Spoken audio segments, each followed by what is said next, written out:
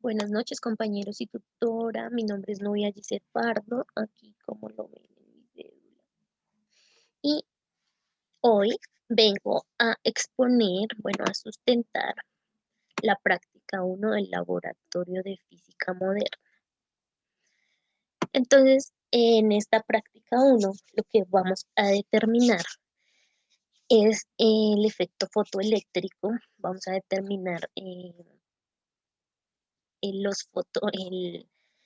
el potencial de frenado, la energía cinética máxima, la energía de los fotones. Y para ello vamos a utilizar este simulador. En este simulador, como lo ven aquí, a mí me tocó pues el cobre y lo primero que debíamos de hacer era determinar el umbral, la longitud de onda umbral en la que empiezan a desprenderse los electrones. Pues yo fui modificando este valor hasta que descubrí que en 263 empiezan a desprenderse los electrones, como lo ves aquí. Pero entonces ya en 264 ya no tengo desprendimiento de electrones, entonces mi umbral, según el experimento, para el material de cobre es 263 nanómetros. Entonces con este valor ya podríamos hacer los cálculos experimentales. Entonces, primero vamos a hallar la frecuencia de corte a partir del dato experimental encontrado, que es 263. Entonces, nos dice la ecuación que la frecuencia de corte sobre la velocidad de la luz sobre la longitud de onda de corte. Y esto nos da una frecuencia de corte, ¿cierto? Y ahora vamos a hallar la función de trabajo sobre, bueno, para el cobre, pero pues sobre los datos experimentales. Entonces, la ecuación dice que la longitud de onda de corte es igual a la constante de Planck por la velocidad de la luz sobre la función del trabajo. Y ahí, pues a partir de esto, despejamos. Entonces, la constante de Planck por la velocidad de la luz, pues es una constante. Y la longitud de onda que vamos a elegir, pues es la que tenemos aquí como dato experimental, 263. Y esto nos da eh, una función de trabajo de 4.7 electronvoltios para el cobre experimental. Esto lo vamos a convertir a julios, aquí nos da 7.55 julios. Y lo que hacemos ahora es disminuir la frecuencia a una frecuencia menor, que, que esté dentro del rango de la frecuencia, bueno, del umbral de la longitud de onda. Entonces, a partir de esto, vamos a determinar la energía del fotón incidente y vamos a determinar la energía cinética. Entonces, a partir de esto, decimos que la energía del fotón es igual a la energía cinética más la función del trabajo. Pero pues nosotros necesitamos buscar la energía cinética. Entonces vamos a despejar esta ecuación.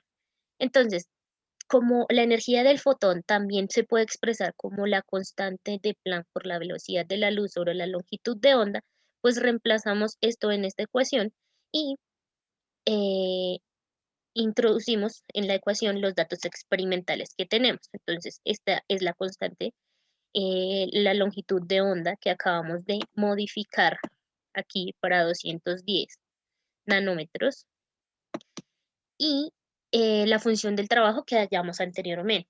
Esto me da una eh, energía cinética de máxima de 1.190 electronvoltios. Esto lo vamos a convertir a potencial de frenado.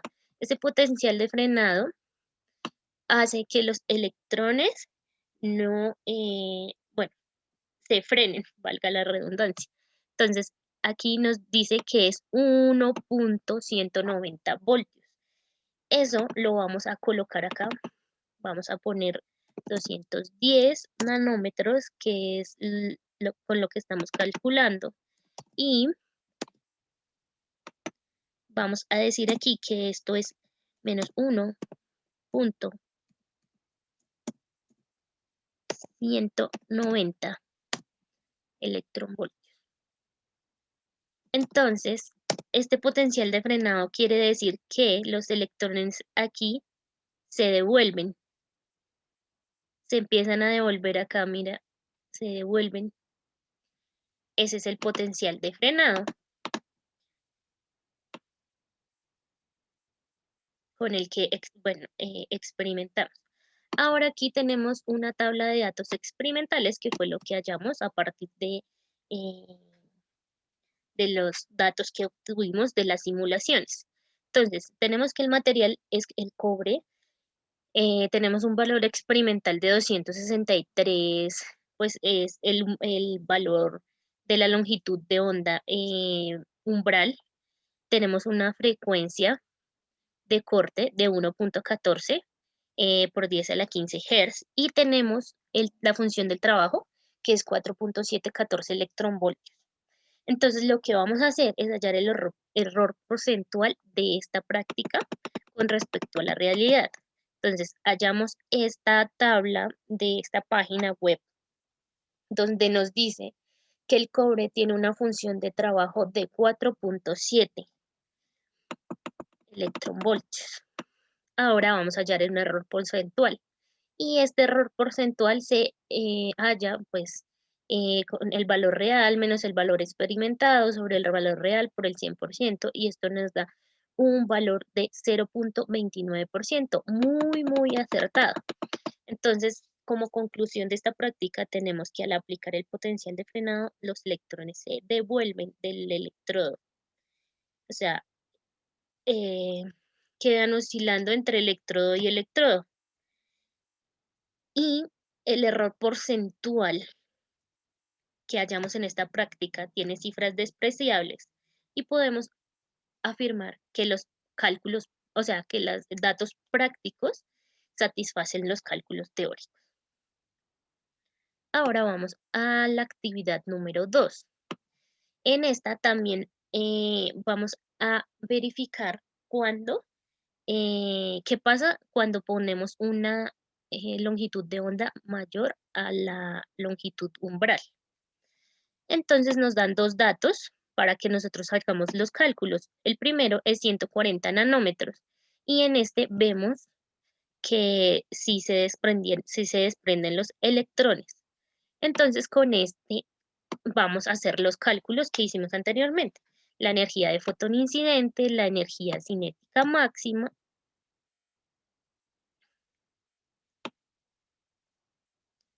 y ahora tenemos, y el potencial de frenado, perdón, el potencial de frenado también lo calculamos y lo experimentamos aquí. Aquí podemos observar el potencial de frenado, y los electrones llegaron hasta acá y se devolvieron. Ahora, para este caso podemos afirmar, como se evidencia en las imágenes, que sí existe desprendimiento de electrones y que el potencial de frenado calculado está haciendo su efecto. Ahora nos dieron otra longitud de onda de 638 nanómetros. Sabemos que eso está muchísimo mayor a la longitud de onda umbral. Entonces vamos a hacer los cálculos. Entonces, esto nos dice, aquí calculamos la energía del fotón, hallamos la energía cinética máxima y calculamos el potencial de frenado. Y aplicamos el potencial de frenado a la simulación. Pero pues como vemos, como no nos sale ningún fotón incidente, pues no tenemos potencial de frenado, y pues este experimento pues no nos aporta mucho. Para este caso, podemos afirmar, como se evidencia en las imágenes, que no existe desprendimiento de los electrones Además, la longitud de onda experimental que tenemos en este momento supera la longitud de onda de corte. Entonces, por lo tanto, no vamos a tener em, desprendimiento eh, de electrones ni frenado de electrones. Aquí tenemos los datos experimentales hallados en, en esta actividad